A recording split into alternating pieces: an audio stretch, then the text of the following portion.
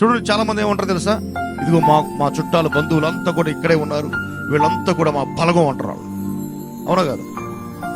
మా బలగం ఎక్కువ ఉందండి. కానీ ఆడికి బాధ కలిగిందాక ఎవడో కూర్చో ఒక సహాయం చేయడు.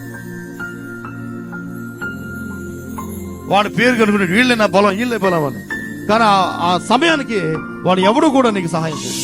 నువ్వు ప్రాణాపాయ స్థితిలో ఉన్నావు అనుకో, సరే పోతున్నాడు. వాడు పోయిన తర్వాత 2 మేకలు కట్ చేసి బిర్యానీ వండుకుని తిందాం అనుకుంటున్నాడు. జ్ఞాపకార్థ కొడుకు చెప్పారు. చాలా మంది అలాగే ఉంటారు. ఒకవేళ నీకు ఏదైనా శ్రమ వచ్చింది, నీ శ్రమలో నువ్వు బంధించబడి ఉన్నావు, ఆ శ్రమ నువ్వు జయించలేకపోతున్నావు, ఆ కష్టాన్ని నువ్వు జయించలేకపోతున్నావు.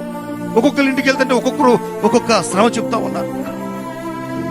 కానీ నీవు కనుక నీ దేవుణ్ణి బలముగా చేసుకుని ఉన్నావా, బలమైన కార్యాలను నీ జీవితంలో చూసేవాడుగా ఉన్నావు.